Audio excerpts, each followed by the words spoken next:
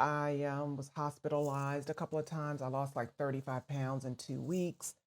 I really just thought it was the end for me, like the end of my life. I didn't think I was going to make it.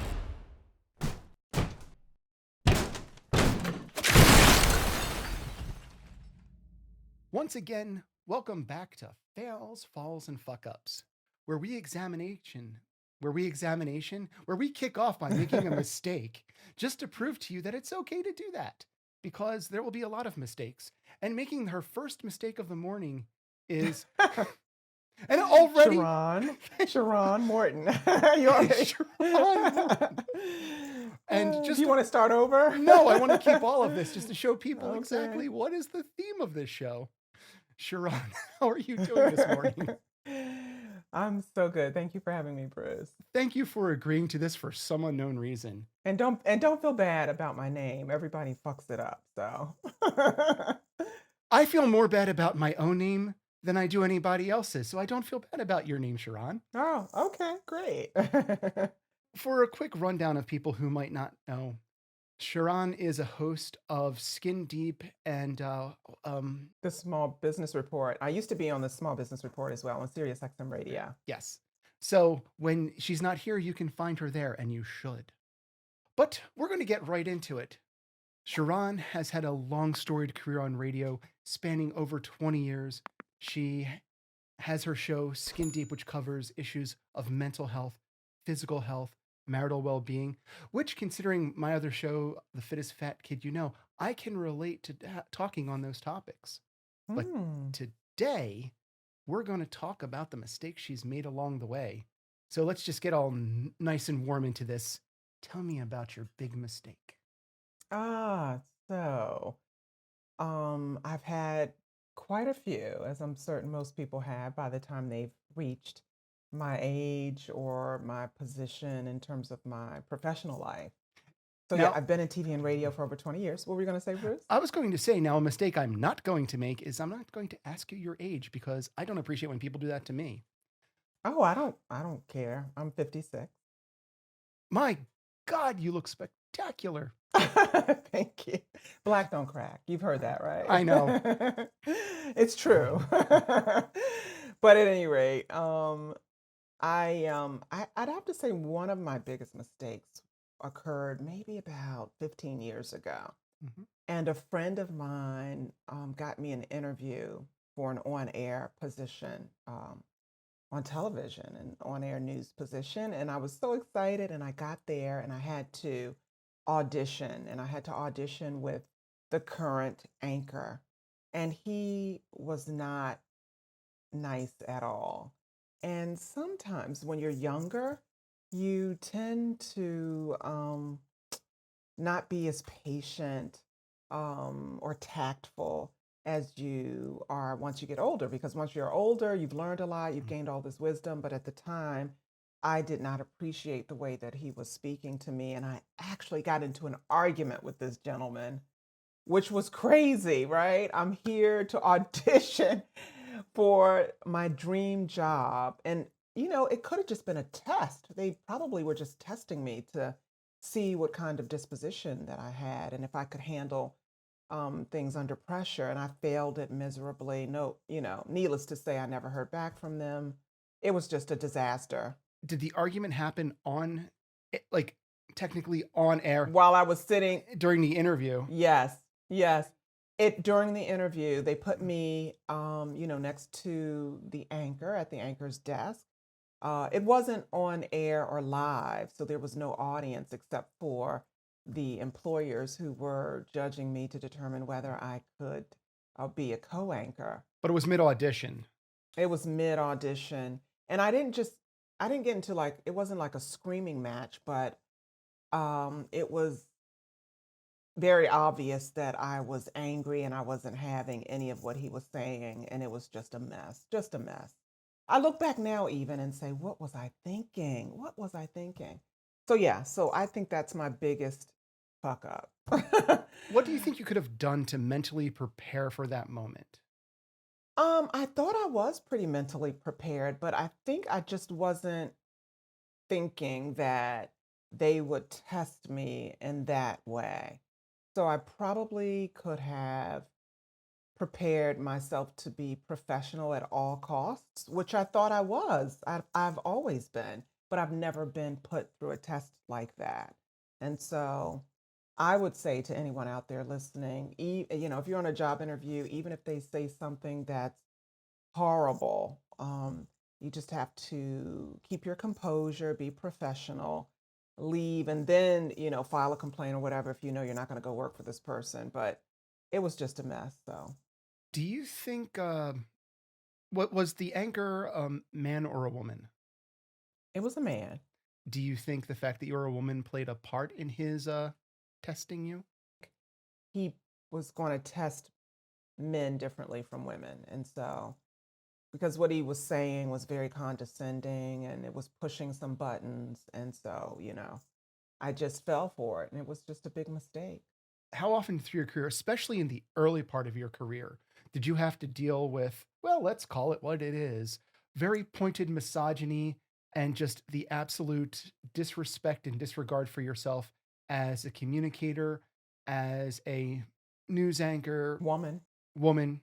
Quite frequently, I think most women can identify with this in that, especially when I was a younger woman, I dealt with sexism, sexual harassment, all of those things that I think most young women deal with almost on a daily basis. I'll never forget being chased around my office desk by a male colleague and running literally from him as he was begging for a kiss.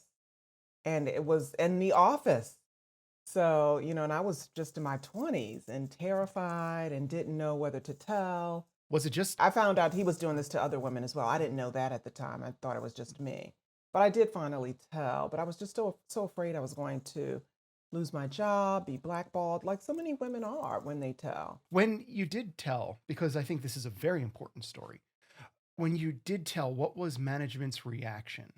Surprisingly, management supported me. And that's when I found out he'd been doing this to other women. They knew about it. The other women didn't report it though. So they knew the women wouldn't report it for fear of losing their jobs. So management couldn't really do anything because they would need someone to, report it and put it on paper. And so I finally did after months. I was just tired of the harassment and management put a stop to it. So I was really lucky. This is way before Me Too. Again, I was in my 20s. I'm in my 50s now. So yeah, I was very fortunate in that I was able to go to management and they took care of it. And by take care of it, they fired his ass? Um, they didn't fire him. They reprimanded him and told him that he was not allowed to come around me or any of the other women ever again, which he didn't. But no, they didn't fire him. They should have, but they didn't. But we never had the problem again, so that was a good thing. We were just relieved. But it's. I think you can talk to any woman and probably some men, that have been in any field, not just broadcast. It's a real thing, and people are really afraid of losing what they have or not being able to get another job in that field. And there's almost always a power imbalance where the person doing it to you is several steps up on the ladder than you are. So there's that as well. Yeah. And when you're young, I mean, I think certain people prey on young women because they know you have no power and that you're fearful and this is your first job or second job and you're just starting your career. Don't have experience and don't know how to deal with these certain circumstances. Right. And also at the time, back when you were in your 20s, we were trained societally that there were men roles and women roles. And one of the things that it was implied is that sort of like, well, this is just the thing it is. Boys will be boys. Yeah. Girls get pursued. It is fine. It is fine. He doesn't mean to rape you over the news desk. What he means to do is he just thinks you're attractive. And let's face it, Shar, you should be flattered. Ah. The wonderful prevailing attitude at the time, which thankfully is being seen for what it is, which is poison. Right. Yeah, and changing, which is a good thing. Yeah. Yep, I agree Yeah. totally. Raised by a single mother, so Ah, I learned respect. So yeah, okay, great. yeah, That's great. yeah. Looking back on your career, before we leave the topic of misogyny, can you pinpoint moments in it where you're sort of like, ah, there, that was an opportunity that I feel should have been mine, but it was denied to me because I fell on the wrong side of the XY chromosome for the people in the room? Several times, yeah, where maybe I had the idea, but a male, and I shared it with a male, and he shared it with the group, and he took credit for it. They assumed that it was his idea. My company, I have a media company, Morton Media, and every time I would walk in a room, especially as I said when I was younger, and I would have my staff, one or two staff members, who were one of them was a white male. Everyone in the room would just gravitate toward him and shake his hand and say, "Oh, thank you for coming." Thank you, Mr. Morton. Right. Thank you, Mr. Morton. This is a wonderful presentation. Right. And I'd be like, "Excuse me." Right. That's Steve. I'm Sharrarne Morton. And they'd be like, they'd do a double take. So, yes, very, very used to that. Not anymore so much, but quite a bit in the past. Well, I'm glad that times are moving on. Me too. Me too. I used to say, hey, when in my next life, I want to be a male. I want to be a man because, you could just move about freely. You don't have to worry about anybody sexually harassing you or raping you or anything unless you're in prison, of course. But short of that. Having never been, I can't speak to the veracity of that. I do think there might be a little bit of popular culturizing going on there, but who knows? I don't want to find out. Right. What's funny is if you look on TikTok or social media, there's some argument of a lot of men talking about the fact, but on our side, like this is comparable, and it's not. It's still a problem for guys, but not as comparable as like, hey, you might be walking down the street and somebody might go, there's my next sexual conquest, whether she wants it or not. Right. Right.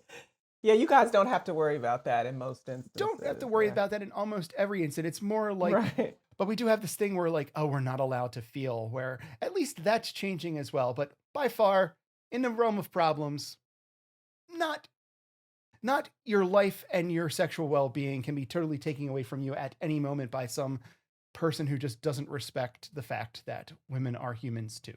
And I do think it's good that more and more men are starting to understand, connect with their emotional side and they're allowed to express themselves now instead of keeping it all bottled up. We've talked about that on my show as well on SiriusXM.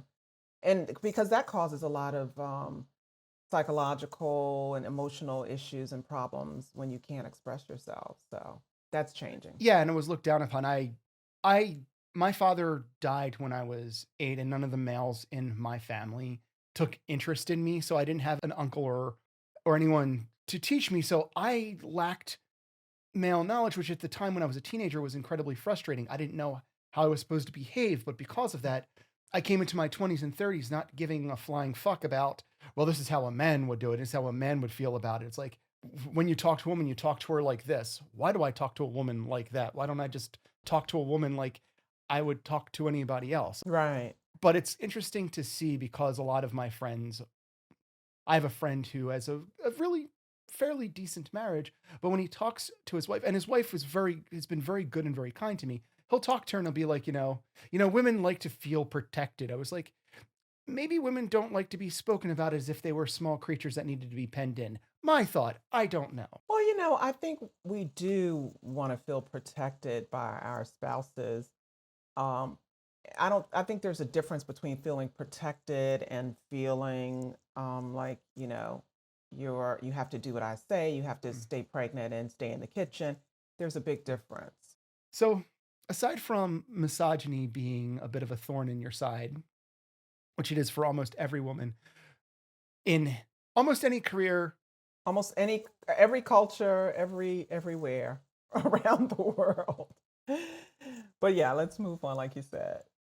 what are other little bugaboos that have happened to you along the way?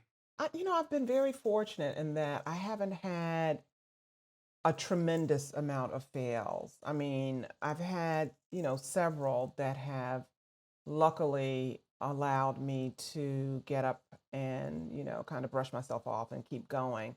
Outside of the one that I mentioned where I got into an argument during my interview. Everything else, I think, for the most part, have been minor, and I've been able to rebound from them, recover from them.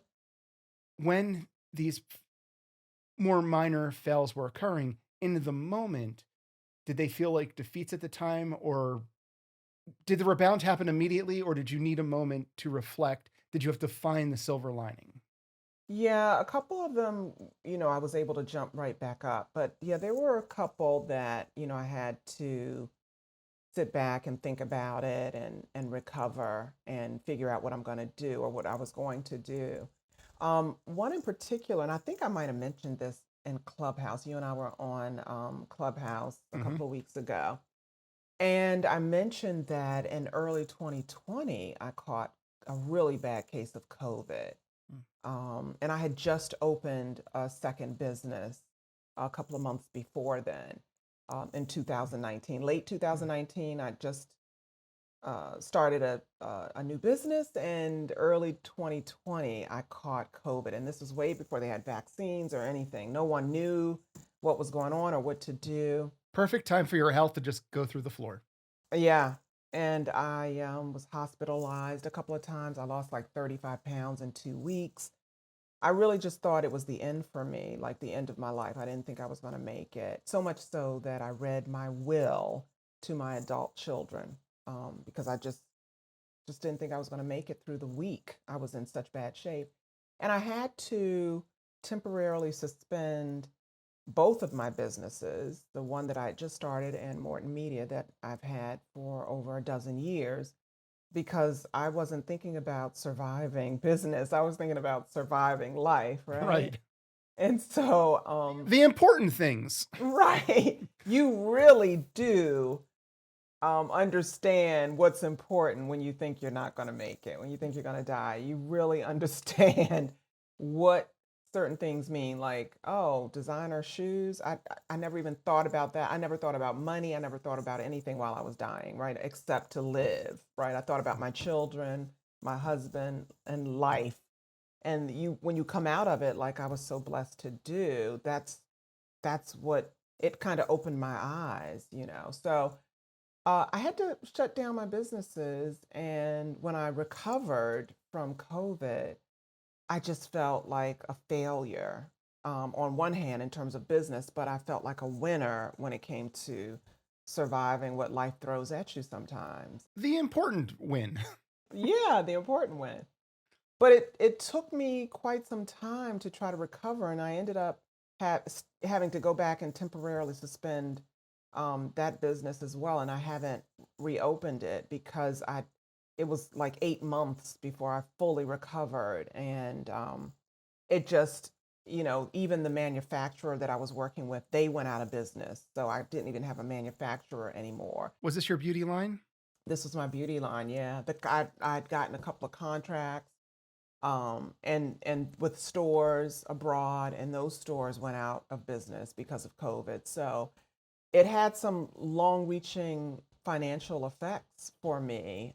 All that investment gone. All that investment, the hard work, the long hours.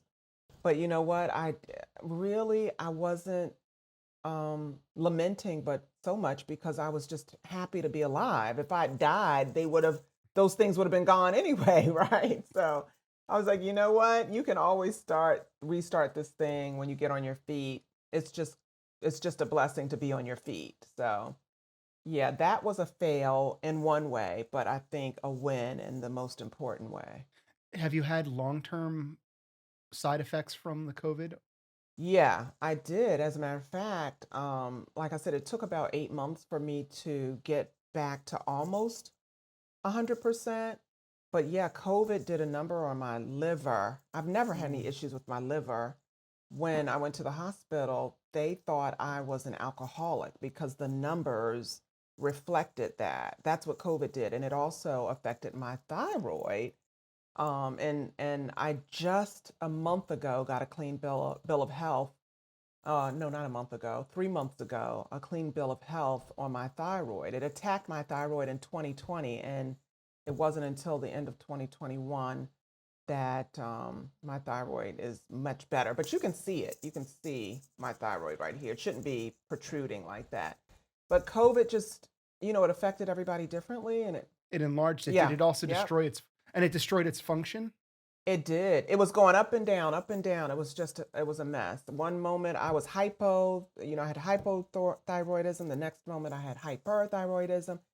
COVID had just done so many crazy things to my body. So they couldn't even have put you on Synthroid because you might have gone up and suddenly you've got 4 times the amount of The the iodine hormone. or something. Yeah, the hormone. But they did. They put me on it, but they just changed the dosage.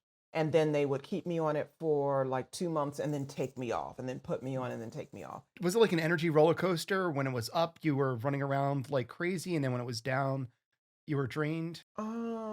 No, I didn't. That didn't have an effect on me, but my appetite, was going up and down. So, but you know what? Like I say, in the end, I'm here. I'm alive. So many people died from COVID. I was in the hospital. We were in a separate wing back then. It was like we had leprosy or something. They put us in some dark part of the hospital, and the nurses and doctors would come in with the space suits, which I couldn't blame them. No. This was early 2020. No one knew, what was going on. So it was crazy, but I'm here to tell the story. I'm here to give my testimony. So, And I'm very happy that you are here to tell this story. Clearly. thank you. Do you have plans on possibly restarting the Skin Deep? It is called Skin Deep Beauty line. Yeah, it's the Skin Deep Beauty store. Yeah, I do. I do. I'm working on that now. I have to find a new manufacturer, and there's some other things that I have to do, but I'm not in a rush, Bruce. That's one thing I learned when I got COVID. Things, they will happen. You just work toward them, and if they're meant to be, they will. You just put in the time and the energy and the effort, but I don't make it like my number one priority. Again, the important thing is that you came out of it and you've gotten back to being healthy. So I wouldn't consider that a fail, would you? Let's put it this way. Had you died and that was the fail, 1, there'd be no interview. Right. And 2, that's not a fail. That's just like the end of life horror. It's like the business being stopped because of it. Yeah, it's a little bit, but I mean, it's hard to even consider that a fail because that's not a mistake happened. That is, you nearly died.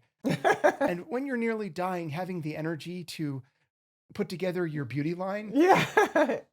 Right. It kind of seems trivial. I have this Right. like disappointing. Sure. Important. No. Exactly. Let me throw the question at you in a slightly different way. Throughout your years of being the you that you are, what is the strangest, weirdest, most inexplicable, what the fuck moment has occurred to you in your career? Not necessarily a bad thing, not necessarily a failure, but just something that made you sit down, go home, sit down, have a cup of tea and go like, well, that happened to me today, and I will have to remember that for the rest of my life. I'm trying to think. I don't know if I've had those. Maybe I have and I just don't remember right now, but the strangest thing that ever happened to me. Oh, I know. Um,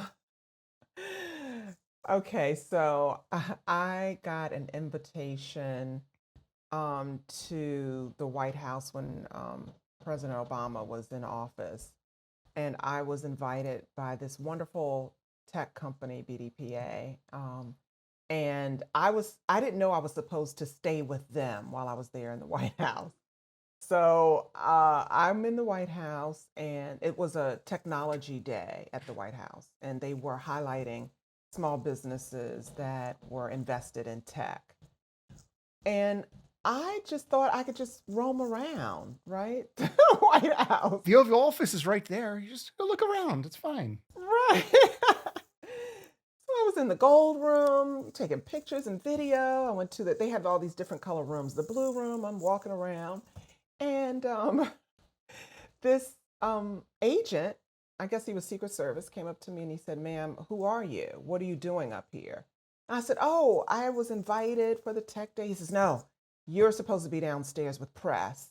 So he escorts me downstairs to the press room that you always see on television when they do the press conferences, in the press room.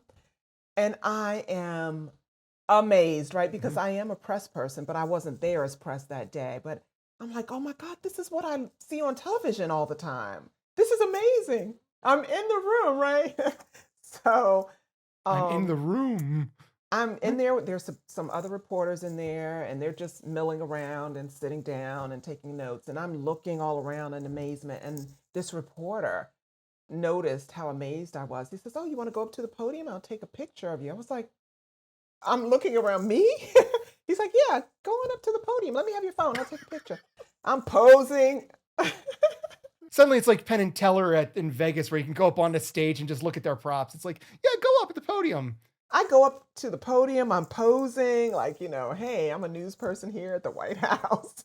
He takes about 3 or 4 photos. The next thing we know, we're being herded to another part of the White House. And there's like maybe 8 of us. And where we end up, there's about 50 reporters from all over the world, CBS, ABC.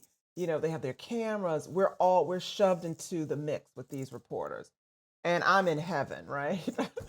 I have no idea where my BDPA people went, right? I just know that Oh, forget them. This is like cool. right. I'm in the best place. So they say, "Okay, you all come on, let's go." So I walk along with all of these folks. We end up in the gold room. There's a dais like for all of the reporters that and anchors because they have space for their cameras, right? There's all this equipment. So they get on the dais and then the rest of us, we're kind of sitting in front of them. And my BDPA colleagues are way across the room and they see me walking in and they're like, "What? What? What's going on? Why are you over there?"